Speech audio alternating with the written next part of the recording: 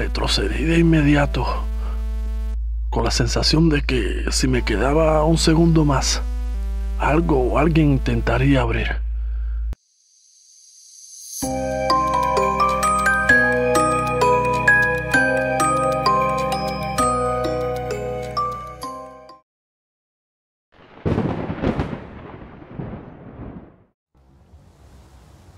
Me mudé a un edificio viejo después de un año complicado.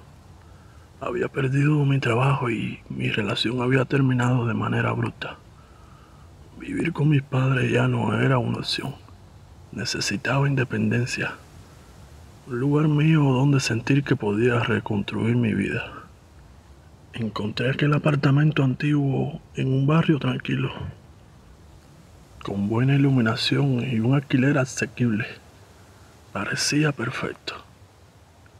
Los primeros días fueron tranquilos, pero pronto empecé a notar algo extraño en el piso de arriba. Siempre había luz encendida, incluso de madrugada. Desde mi apartamento escuchaba pasos irregulares, arrastre de muebles y, a veces, golpes secos que parecían venir del mismo lugar. Una noche, cansado de no entender lo que ocurría, decidí salir a despejarme y crucé al parque que estaba justo al frente del edificio. Desde ahí, con la vista directa a las ventanas del piso superior, vi claramente sombras moviéndose detrás de las cortinas, como si varias personas caminaran de un lado a otro. Decidí subir, ya un poco molesto. Al llegar a la puerta del apartamento, golpeé con fuerza 3 veces, lo bastante alto para que cualquiera adentro escuchara, pero solo silencio. Golpeé de nuevo, esta vez más fuerte.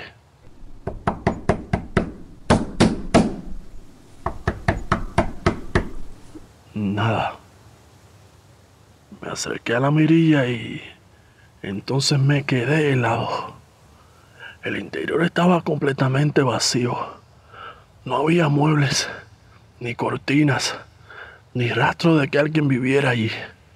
Sin embargo, justo cuando estaba por apartarme, escuché pasos dentro, lentos, acercándose hacia la puerta.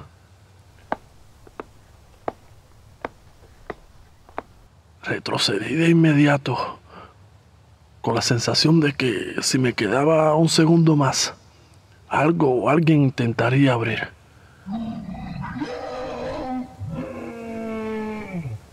Bajé a mi apartamento con el corazón desbocado. Desde esa noche, cada vez que me acerco a la ventana, las luces del apartamento se encienden, aunque el resto del edificio esté a oscuras. Y siempre siento a alguien al otro lado de la puerta, esperando a que vuelva a golpear. Nunca pensé que mi vida cambiaría de la forma que lo hizo aquel día.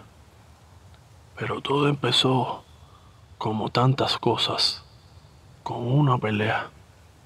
Javier y yo habíamos sido una pareja feliz, o al menos eso creía yo.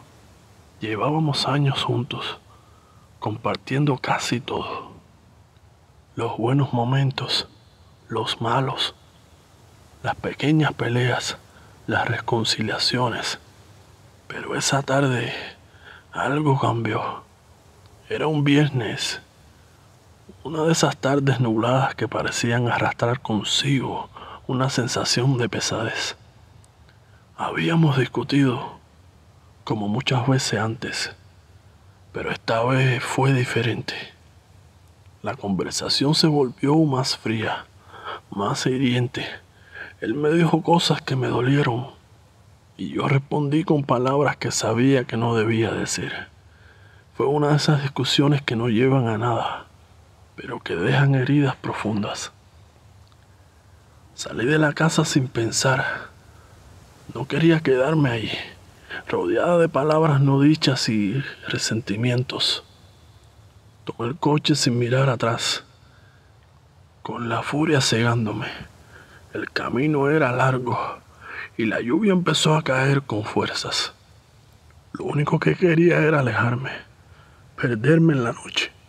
Pero no me di cuenta de lo que estaba sucediendo, de cómo la oscuridad y el enfado me llevaban por un camino que no conocía. Y ahí fue cuando sucedió. No vi el camión que venía de frente. Solo escuché el ruido ensordecedor del impacto y luego nada. Solo silencio. Cuando abrí los ojos, todo estaba borroso. Sentí una presión en el pecho y un dolor insoportable en las piernas. Me sentí atrapada como si el mundo se hubiera detenido. Mi cuerpo estaba entubado, conectado a un sinnúmero de cables y máquinas. Estaba grave. Los médicos dijeron que había estado en coma durante días. Mi cuerpo había sufrido múltiples fracturas. Las costillas rotas habían perforado uno de mis pulmones.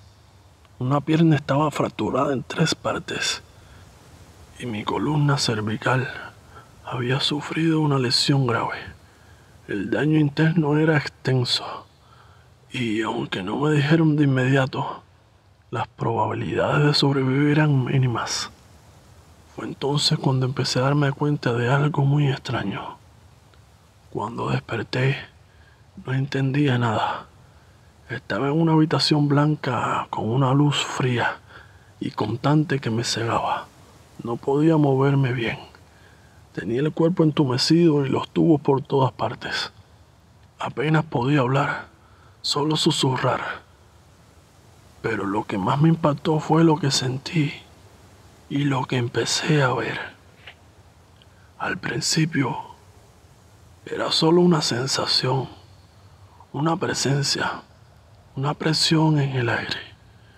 No podía concentrarme completamente, mi mente todavía nublada por los sedantes, pero sabía que no estaba sola. En las sombras de la habitación, algo se movía, o quizás no se movía, pero yo lo sentía.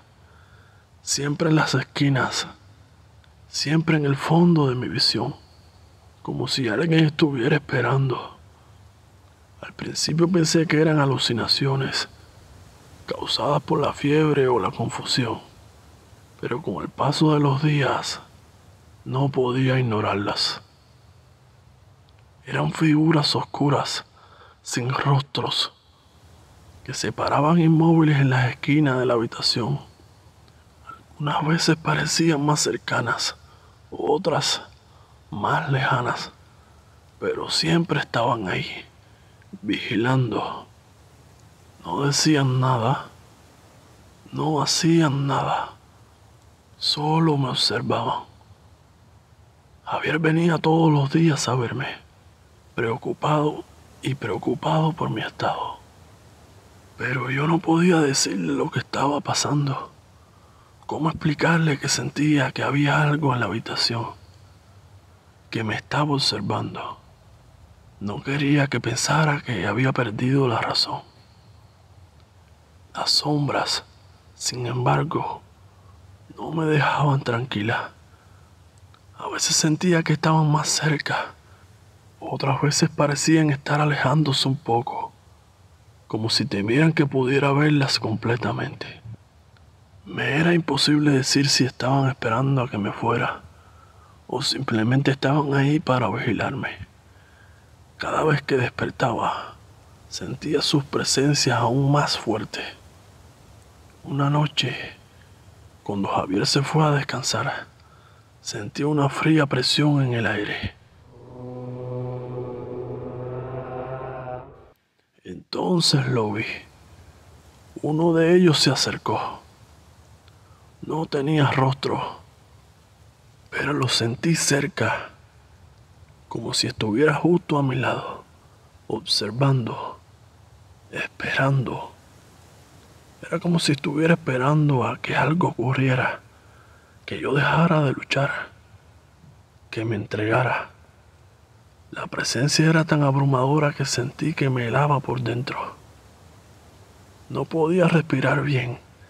Sentía que la habitación se volvía más pequeña. Esa sensación de estar atrapada se volvió insoportable. El frío que provenía de ese ser se sentía como si me estuviera atravesando. Pasaron los días y mi recuperación comenzó a avanzar, aunque de manera lenta. Las figuras comenzaron a desvanecerse.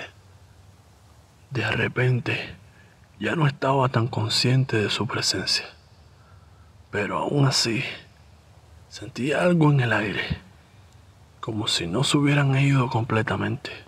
Cuando salí del hospital, mi cuerpo ya no estaba tan fracturado, aunque el dolor aún persistía. Javier me abrazó, aliviado, pero yo sentía que algo no estaba bien, como si una parte de mí se hubiera quedado atrapada en ese lugar oscuro entre la vida y la muerte. A veces, en las noches más solitarias, cuando la oscuridad me rodea, tengo la sensación de que aún están ahí, observándome desde algún rincón, esperando como si no se hubieran ido, como si aún estuvieran esperando que algo suceda.